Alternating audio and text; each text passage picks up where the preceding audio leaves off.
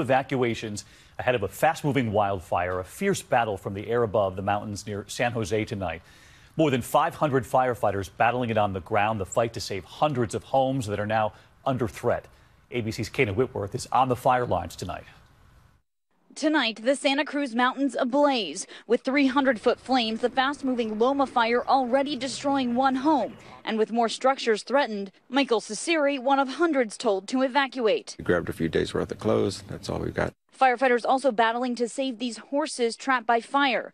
The blaze exploding to more than 1,500 acres in just hours, threatening local radio and television towers. As this fire started moving throughout the canyon, it moved fast, up steep terrain into rough terrain.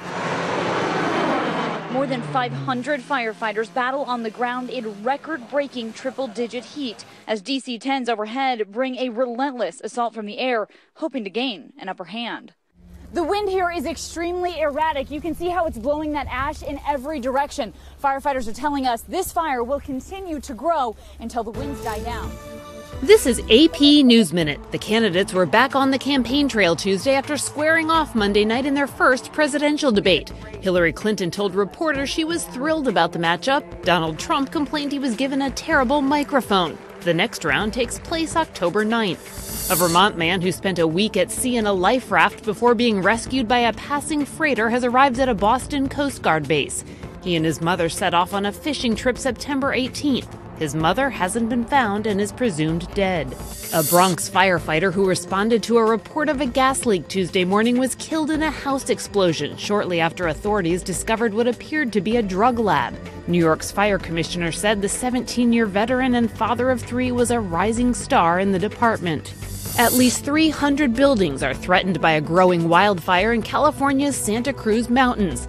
The blaze 30 miles south of San Jose has destroyed one home and forced hundreds of evacuations. Kelly Daschle, Associated Press with AP News Minute. Bone-dry weather in California has produced an epidemic of wildfires. There are 7 burning. This one broke out yesterday in the mountains near Santa Cruz. It's already burned 1,100 acres and at least 2 homes. Hundreds more are threatened, and evacuations have been... Fahey here, and desperately tried to save him. And it's a sad day. It's a sad day. Thankfully,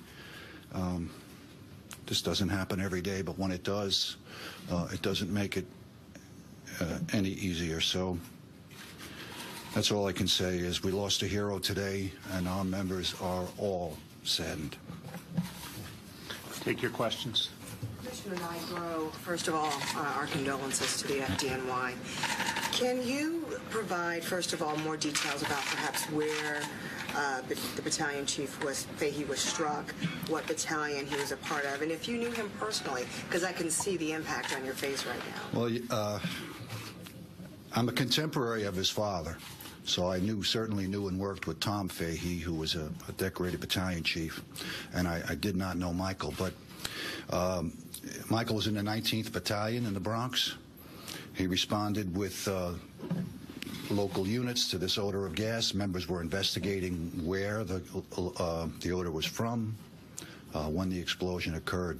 They were there for a little over an hour when that explosion occurred. It did blow the large portion of the roof off the building out into the street where the members were. Chief Fahey was directing operations from the street.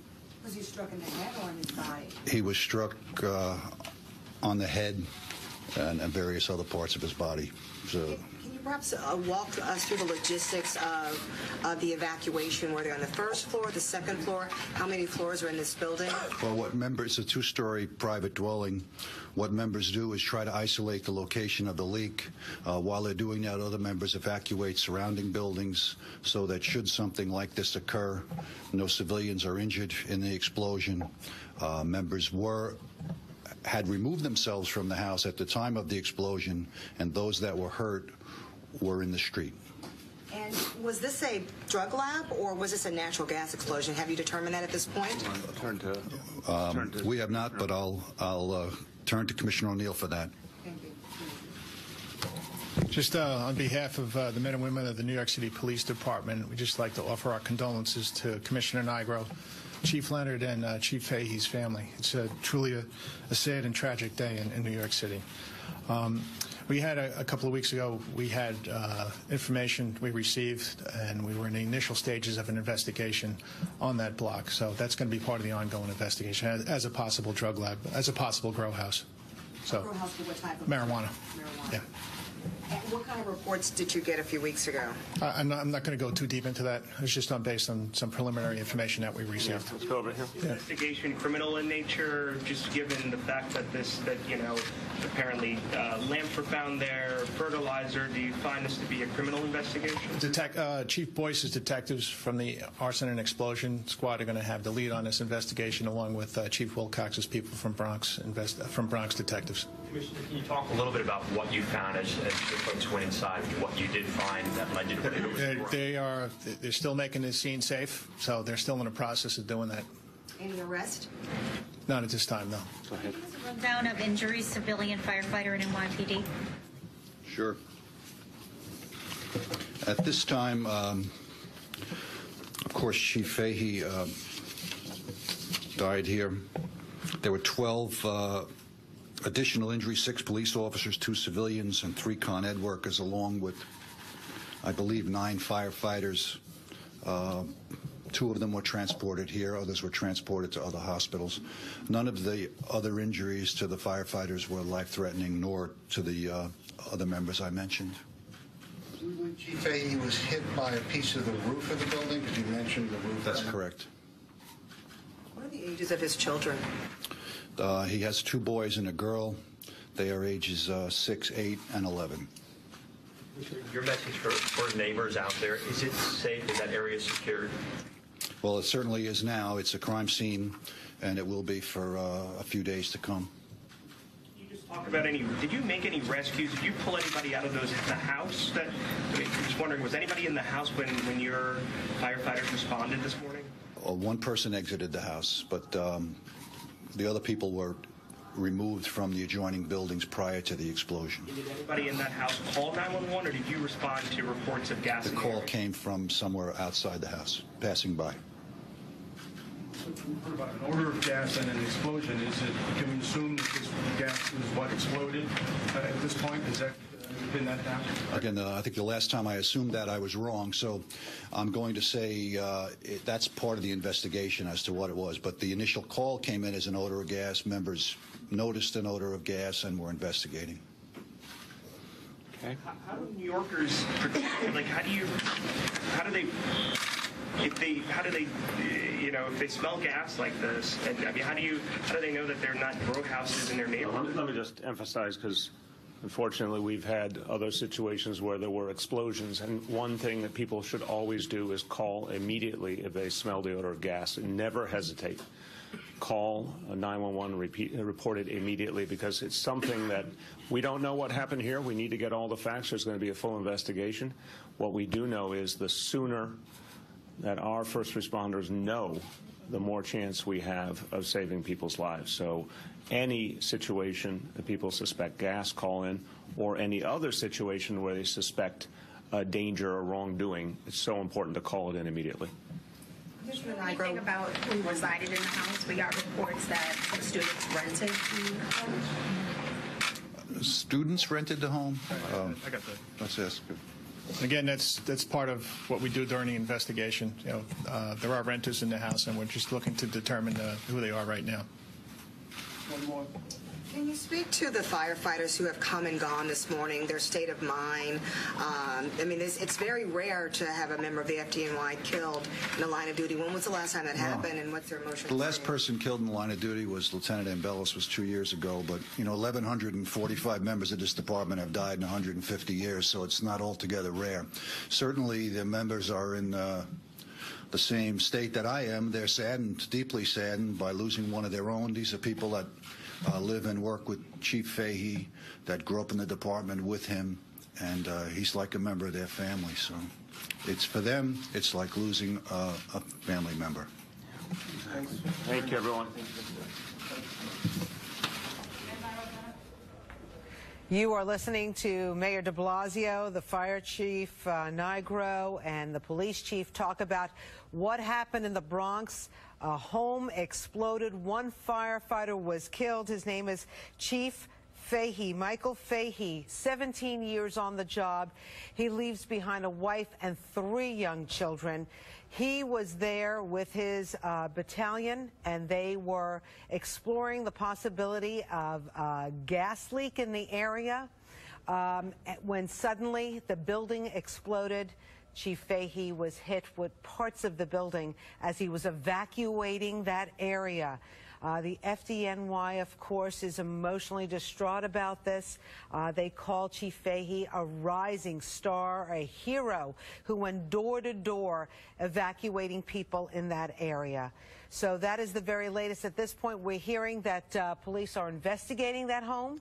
It may be people who were living there or renters, possibly students, and it might have been a home that was used to grow marijuana. So if that's the case, they put everybody in that neighborhood in danger and killed a rising star in the FDNY. We'll have more tonight on Fox 5 News at 5. I'm Rosanna Scotto.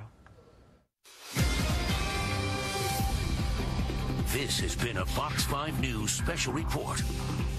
Be a woman's fashion secret, but it's no secret that they... Hands up! Hands up! Don't shoot! Don't shoot! Hands up! Hands up! Don't shoot! Don't shoot! This is a fight against, like they call my brother a bad dude. This is a war against bad cops. That's what this is about. Social injustices. So what we're going to do today, everybody, we're going to stand up. We're going to march. We're going to pray. We're going to start to create dialogue. Hands up! Hands up! Don't shoot! Don't shoot! There's no way you could make sense out of a man whose car broke down on the road, walking with his hands in the air, and someone taking his life that was sworn to protect it. Those children's daddy was taken from them. So we have some questions we're going to raise tonight while we in town. Man asked me about a half hour ago when I got off the plane, why you in Tulsa, Rev. Al? I said, I heard y'all looking for a bad dude. Let's line up and march peacefully together. Line up. Hands up! Don't shoot! Don't shoot! Hands up! Hands up! Don't shoot! Don't shoot! Hands up! Don't shoot!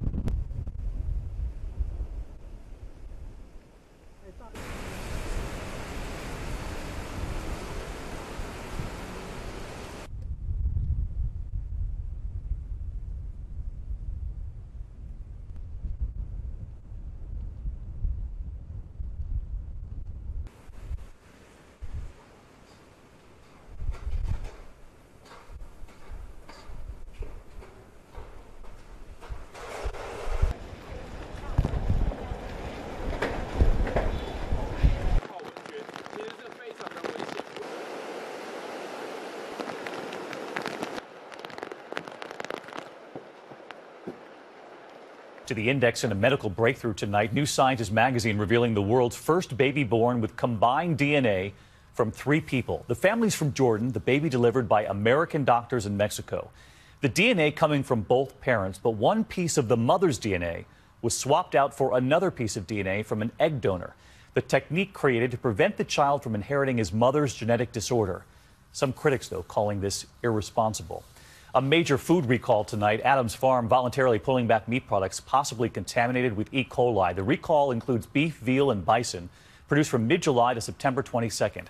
At least 7 people in 4 states have been infected: Connecticut, Massachusetts, Pennsylvania, and West Virginia. Much more on our website.